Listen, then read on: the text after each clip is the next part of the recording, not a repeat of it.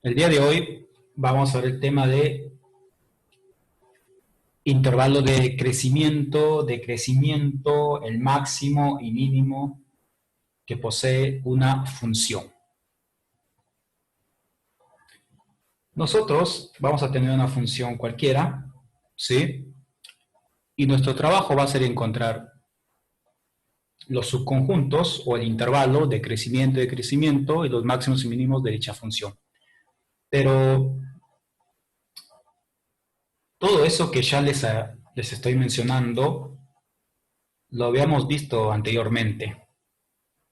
Pero ahora vamos a hacer uso de otra herramienta, en este caso las derivadas, porque se nos va a hacer un poco más fácil, ¿sí? Porque hay ejercicios que son un poco más complejos y no son tan fáciles para graficar y todo lo demás. Así que vamos a hacer uso de las derivadas. Bien, comenzamos, chicos. Vamos con el ejercicio número 12 de la guía 5. ¿Qué nos dice el ejercicio número 12? Hallar intervalos de crecimiento máximos y mínimos relativos, ¿sí? Cuando yo te mencione, por ejemplo, los extremos relativos, es porque yo me refiero tanto máximos como a mínimos. En este caso, vamos a resolver el ejercicio 12C. Nos da una función. Nosotros ya reconocemos que es una función cuadrática. Aparte de eso, está en forma canónica. Bien, pero eso no es tan importante ahora. Simplemente con que vos sepas que es una función cuadrática es suficiente. Lo primero que vamos a encontrar, o lo que tenés que encontrar, es el dominio de la función.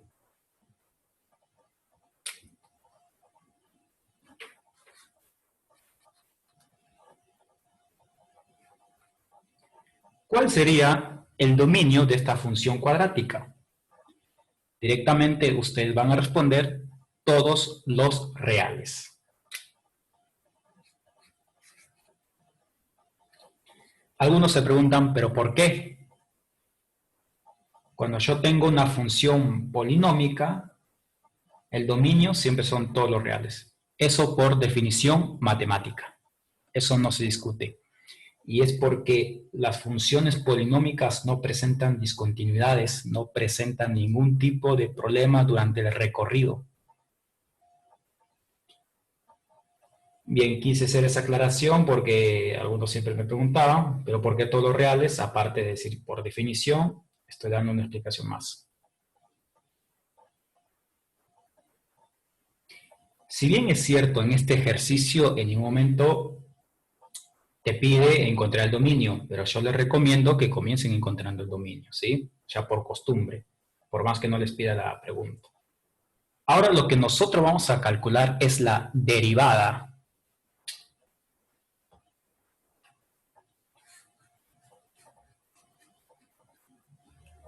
Bien, vamos a encontrar la derivada de este binomio. Entonces, como yo tengo una suma, vamos a utilizar la regla de la suma. Es la derivada de cada término. La derivada de x menos 1 al cuadrado va a ser, bajas el 2 por x menos 1. El 2 le restas una unidad, te queda la 1, por x menos 1, por la derivada de x menos 1. Es decir, hemos utilizado la regla de la cadena. ¿Y eso por qué? Porque la base no es x, la base es x menos 1. Más la derivada de 3, pero la derivada de 3 es 0. Ojo que este es el símbolo primo. Resolvemos. F' de x es igual a 2 por x menos 1. Ya no escribís el exponente 1. Ahora, la derivada de una resta es la derivada de cada término. La derivada de x, 1. La derivada de menos 1, 0. 1 menos 0, 1. Y 1 por todo esto te va a dar la misma expresión matemática. Hemos derivado. Luego de que vos haces la derivada, te recomiendo factorizarlo, es decir, llevarlo a la mínima expresión. Acá viene un tema, si alguno de ustedes no tienen, digamos, mucha facilidad en la factorización, van a presentar problemas.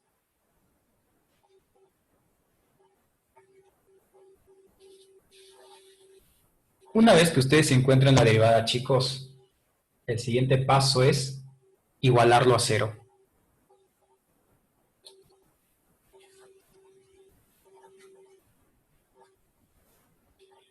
Porque necesitas puntos críticos. Ahora ustedes se preguntarán, ¿puntos críticos? Vamos a verlo de otra manera. Las raíces de la derivada, ¿sí? Porque la derivada es una función. Lo estamos igualando a cero. Entonces yo voy a encontrar las raíces de esa derivada. ¿Cuál es la derivada? 2 por x menos 1 le igualas a 0. El objetivo es despejar x. El número 2 lo pasas a dividir. Despejas x. Hemos obtenido la raíz de la derivada. ¿Sí? Esta es la raíz. Pero podríamos llamarlo de otra manera. Algo más común entre todos los docentes. Puntos críticos. Entonces escribís puntos críticos. ¿Cuáles son? El número 1. Los puntos críticos siempre se representan, chicos, entre llaves, ¿sí? Nunca va entre corchetes ni paréntesis, nada de eso. Bien, hemos encontrado un punto crítico que es la raíz de la derivada.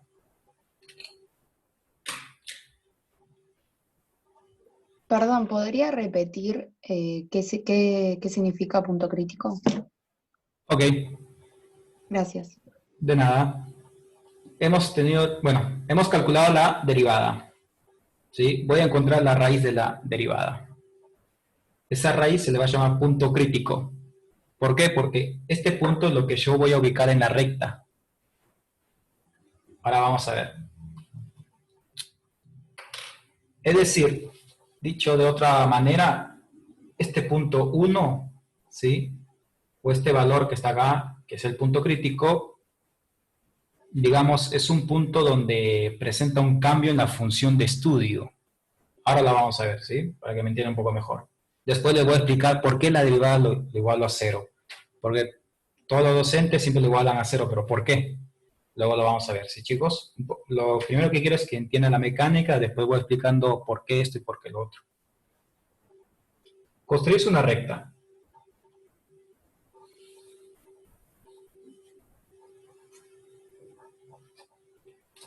Ubicas el punto crítico, ¿sí?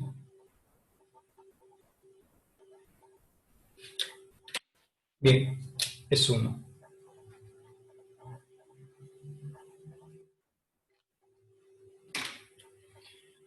Ahora, ¿qué es lo que vamos a hacer? Vamos a utilizar la derivada, obviamente. Y lo que yo necesito es encontrar el conjunto de positividad y el conjunto de negatividad de la derivada. Algunos se preguntarán, pero el ejercicio en ningún momento me pide conjunto de positividad y negatividad de la derivada. Lo que el ejercicio requiere es los intervalos de crecimiento y decrecimiento. Lo que sucede, chicos, es que existe una relación, ¿sí? Existe una relación entre el conjunto de positividad y el conjunto de negatividad con el intervalo de crecimiento y decrecimiento de la función de estudio. Es por eso que yo escribo acá f. Construyo una recta, he ubicado el punto crítico, en la parte inferior voy a escribir f' y en la parte superior f. ¿Cómo vamos a saber si este intervalo es conjunto de positividad o es conjunto de negatividad de la derivada? Vamos a utilizar el teorema de Bolzano, ¿sí? Igual lo tengo que explicar. Teorema de Bolzano. ¿Qué es el teorema de Bolzano? Seleccionás la derivada y vas a ubicar un valor que se encuentre dentro de este intervalo. Por ejemplo, vamos a tomar el valor de 2. Acá yo escribo x igual a 2. Cualquier valor, a excepción del 1, obviamente. Voy a tomar el valor de 2. Y lo reemplazas en la derivada. ¿Cuánto te dio la derivada o qué te resultó? 2 por x menos 1. Entonces lo reemplazas acá el valor de x. Esto es 2 por 2 menos 1. Vamos a ver qué nos resulta. 2 por 1 es igual a 2. A nosotros no nos interesa el valor numérico. Lo que nos interesa es el signo. ¿Qué signo te resultó? Positivo. Entonces vos escribís acá, con la otro color, positivo. Es decir, este intervalo es el conjunto de positividad de la derivada. Ahora, con respecto a este otro intervalo, vas a seleccionar otro valor más. Podríamos seleccionar el valor de 0. Siempre es más fácil de que buscar. Podría ser el menos 1, podría ser el menos 2, etcétera, etcétera. Entonces, lo vamos a reemplazar en la derivada. 0. Y la derivada nos resultó 2 por x menos 1, pero x vale 0 en esta ocasión. Esto es 2 por menos 1 y esto vale menos 2. Ahora, la pregunta es, ¿qué signo me resultó? Negativo. Entonces escribís acá un menos. ¿Qué hemos encontrado? El conjunto de positividad y el conjunto de negatividad de la derivada. Pero bueno, eso de nada nos sirve, porque la respuesta final es intervalo de crecimiento y decrecimiento de la función de estudio. Pero bueno, ambos guardan una relación. Si esto es negativo, entonces yo digo que la función en este intervalo está decreciendo. Escribís una flecha de esta manera, simbolizando de que está decreciendo la función. Y en este intervalo, como es positivo, la función está creciendo.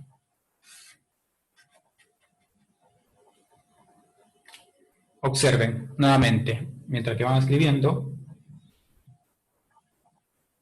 si este intervalo es el conjunto de negatividad de esta función, que es la derivada, entonces este intervalo es el, digamos, es el intervalo de crecimiento de la función de estudio.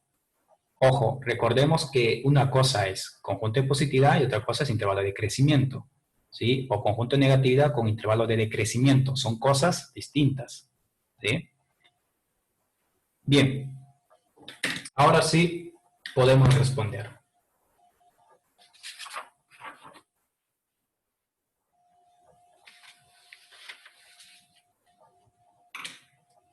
Intervalo de crecimiento, puedes escribir una I y una C como superíndice, intervalo de crecimiento. De 1 a más infinito. De 1, obviamente abierto, porque esto surgió de una raíz, a más infinito. ¿Cuál va a ser el intervalo de crecimiento?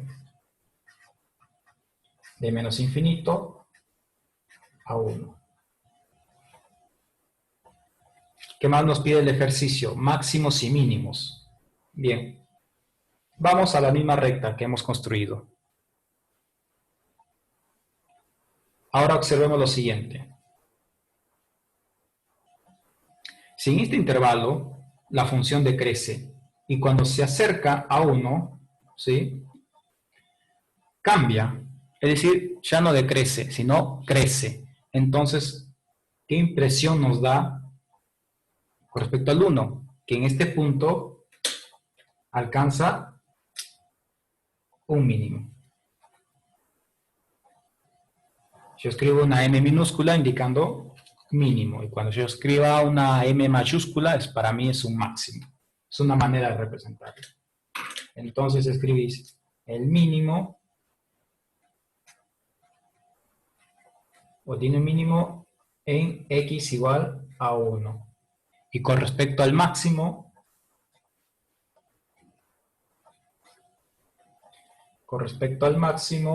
puedes escribir conjunto vacío.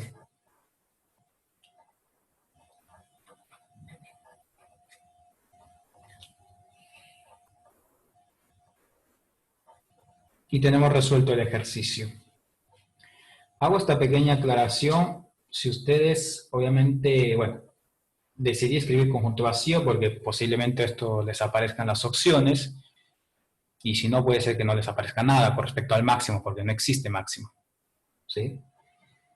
No todas las funciones tienen un máximo o tienen un mínimo, ¿sí? Puede ser que algunos tengan solamente máximos o solamente mínimos o ambos, ¿sí? O quizás ninguno de los dos, o sea, puede pasar muchas cosas.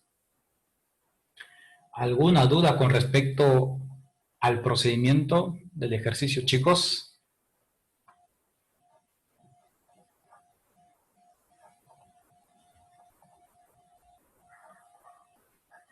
Genial. Ahora quiero explicar. ¿Por qué? ¿Te escucho? Igual me quedó una duda de por qué la función es decreciente si está en negativo antes del 1.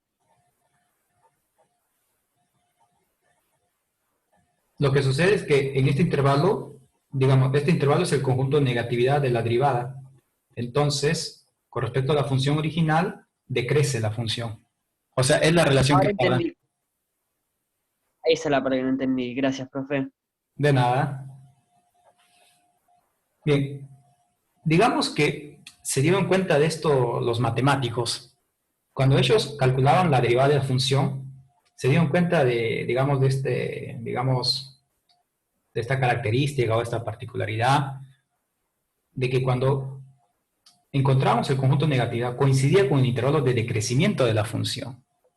Y cuando encontramos el conjunto de positividad coincidía con el intervalo de crecimiento de la función de estudio. Es una relación que guarda.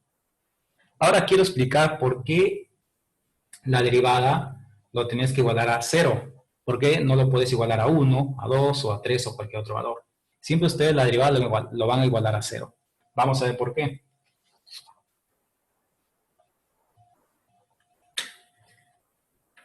Vamos a suponer, voy a escribir acá,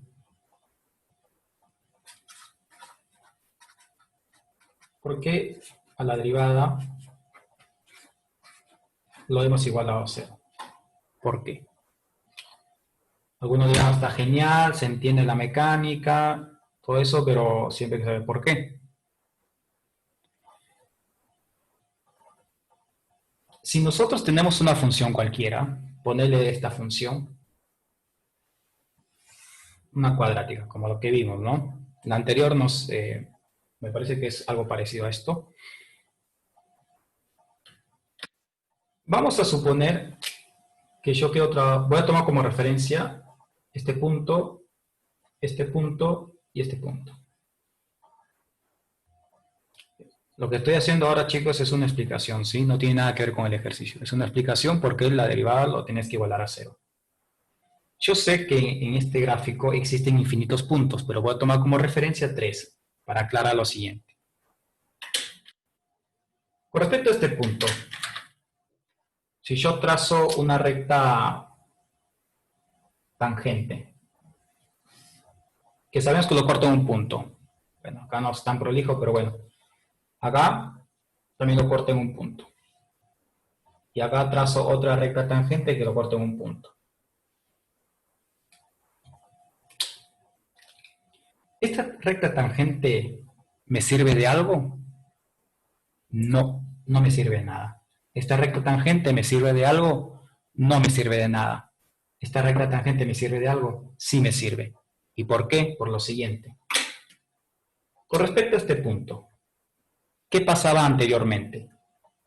La función, digamos, o velo a este punto de acá mejor, porque siempre se lee de izquierda a derecha las funciones. Con respecto a este punto, ¿qué pasaba, digamos, en este pequeño intervalo? La función estaba creciendo, ¿sí? La función estaba creciendo. Y después de este punto, ¿qué pasa con la función? Sigue creciendo. ¿Existe algún cambio? No, no hay cambio.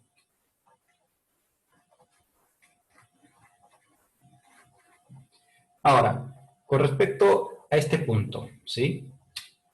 ¿Qué sucede en este recorrido? La función está decreciendo. Y después de este punto, ¿qué sucede? La función sigue decreciendo. Entonces, ¿presenta algún cambio? No, no hay cambios. Por eso no me sirve de nada. Vamos con este punto. ¿Qué sucede con, digamos, con este recorrido? La función estaba decreciendo. Y después del punto, ¿qué sucede? La función comienza a crecer. ¿Presenta algún cambio? Sí. Por eso nosotros tomamos la derivada igual a 0. Acordate que la derivada, ¿qué es? Es la pendiente de la recta tangente, ¿sí? Es la pendiente de la recta tangente. Y si la derivada vale 0 es porque vos estás trabajando con rectas horizontales. Esta es una recta horizontal. Acá sí presenta cambios. Es decir, con respecto a este punto me va a dar alguna información que yo necesito. Es por eso que nosotros trabajamos, digamos, con rectas tangentes horizontales. Es decir, que la pendiente vale 0. Es por esa razón que a partir de ahora en adelante, con respecto a esta clase, las derivadas los voy a igualar a 0. Aparte de que alguno diga, bueno, necesitar las raíces de la derivada, sí. Pero ahora ya sabemos por qué trabajo con derivadas iguales a 0. Esta es la explicación, chicos. Si alguna parte no quedó claro, pueden activar su micrófono.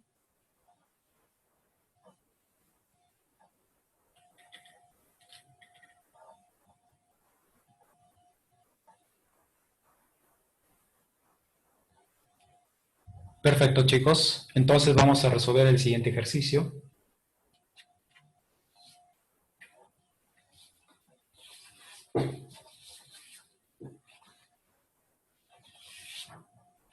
Ahora vamos a resolver el ejercicio 12D.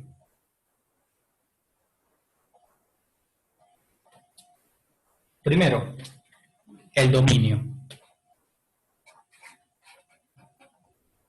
Mi función es un polinomio. Los reales, por definición matemática. Ustedes saben que cuando alguien dice por definición matemática, eso no se discute, se acepta. Derivas la función.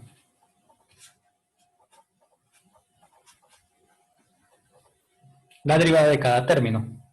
La derivada de 2x al cubo, 6x al cuadrado. Menos la derivada de 6x, 6. La derivada de 6, 0. Hemos derivado. Ojo que estoy empezando con ejercicios más fáciles, ¿sí? Para que se entienda la mecánica. Bien, he derivado. Vamos a factorizar.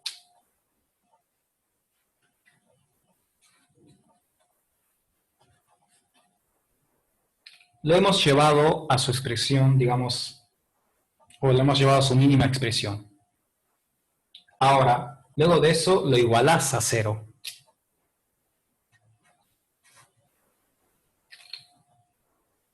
Despejás, ¿sí? Todo este factor, es decir, 6 lo pasás a dividir y nos va a quedar x al cuadrado menos 1 igual a 0. Acá depende de ustedes, chicos, cómo lo deseen trabajar, ¿sí? Creo que la forma más habitual creo que es el siguiente. El 1 lo pasás al segundo miembro. Para despejar x, extraes la raíz cuadrada. Ahora, cuando yo extraigo la raíz cuadrada, esto se convierte en módulo. Esto vale 1. Y por definición... Profe, ¿por qué acá no se... ¿Perdón?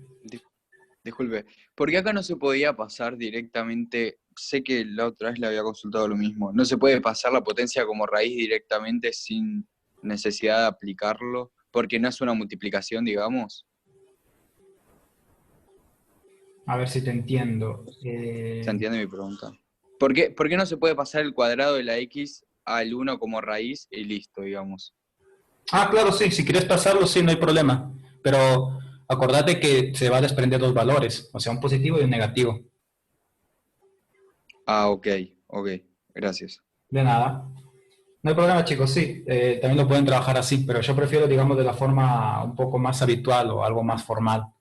Entonces, cuando yo hago esto, no me olvido de que cuando yo tengo un módulo, se desprenden dos valores. X igual a menos 1 y a X igual a 1. Ya depende de ustedes. Lo pueden trabajar como mencionó su compañero, o la otra opción es escribirse acá como diferencia de binomios. Bien, pero ya lo hemos resuelto de esta manera. ¿Qué hemos encontrado? Los puntos críticos, es decir, las raíces de la derivada, pero lo vamos a llamar puntos críticos, ¿sí? Porque esos puntos es donde pasa algo con respecto a la función. Es decir, podría haber un máximo, un mínimo, todo lo demás. Entonces los puntos críticos son los siguientes. Menos 1 y 1. Ahora lo que vamos a construir es una recta, porque la recta me va a permitir saber cuáles son los intervalos de crecimiento, y los máximos y mínimos de la función original. Ojo, de la función original. Bien, construís una recta. O algunos quizás lo trabajaron con una tabla también, no hay problema, chicos, lo pueden trabajar como ustedes, ¿eh? No hay problema con eso, ¿sí? Particularmente yo estoy acostumbrado a trabajar con una recta, no construyo una tabla. Vamos a ubicar los valores. Son menos 1 y 1.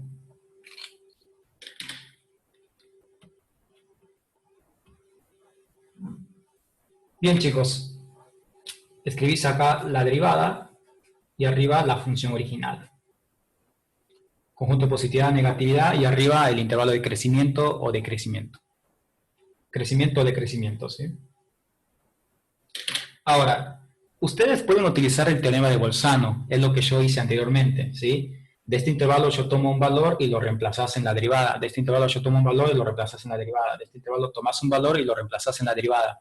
Pero también puedes utilizar la técnica que yo les enseñé anteriormente. ¿Se acuerdan cuando veíamos el tema de números reales? Cuando yo les dije, puedes utilizar esa fórmula del molde o eso que dice mayor o igual, menor o igual a 0, etcétera, etcétera. Puedes utilizar también otra técnica. Por ejemplo, mira acá la derivada. Claro, hicimos todo esto, pero este es, digamos, el original, por decirlo de esa manera. Te resultó un polinomio. ¿Cuál es el signo de ese polinomio? O sea, el coeficiente principal es 6. ¿Qué signo posee? Positivo, ¿sí? O si quieres verlo desde acá también. Positivo. Entonces, como es positivo el coeficiente principal, ¿cómo empezábamos nosotros? Siempre de derecha a izquierda.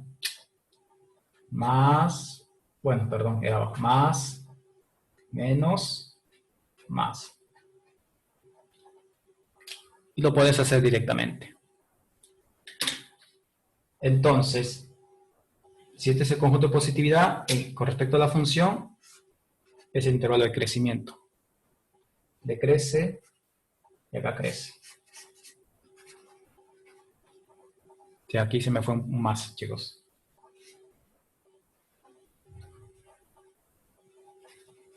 ¿Les queda duda? Ustedes pueden hacer lo siguiente.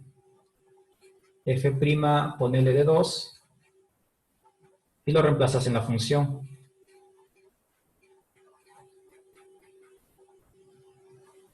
Y le va a dar acá obviamente un signo positivo, un valor con signo positivo. En ese intervalo puedes tomar el 0, lo reemplazas en la derivada. Ojo, en la derivada, no en la función original. Te va a quedar un signo, que obviamente va a ser negativo. Esto no es necesario que lo hagan, pero bueno, solo para aclarar algunas cosas. Acá puedes tomar el menos 2 y vean qué signo les va a quedar. Le va a quedar los mismos signos que yo les estoy dando, con la técnica que ya nosotros lo vimos en la primera unidad. No sé si se olvidan de esa técnica, pero bueno, directamente. O de esta forma, que es utilizar el teorema de Bolzano.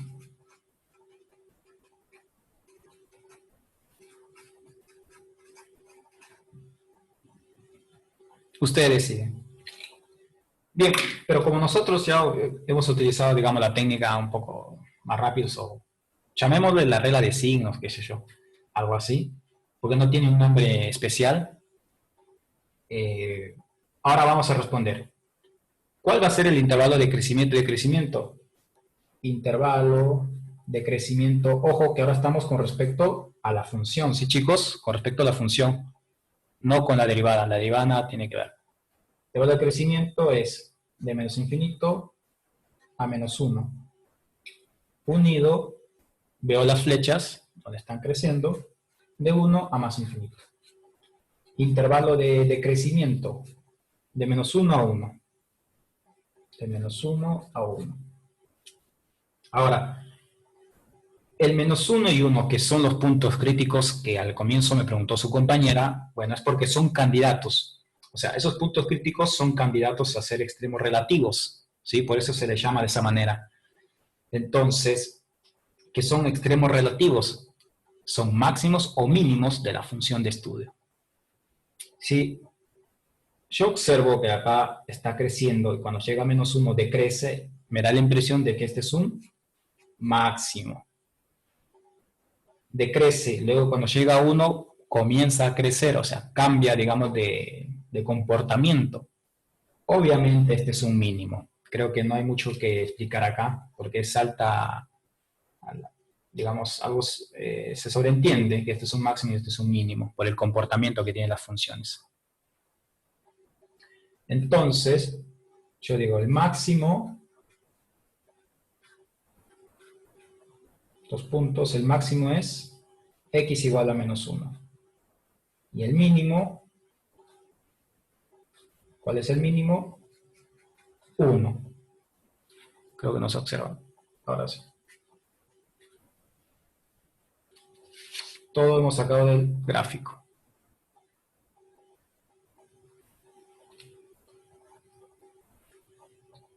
Y tenemos resuelto nuestro ejercicio.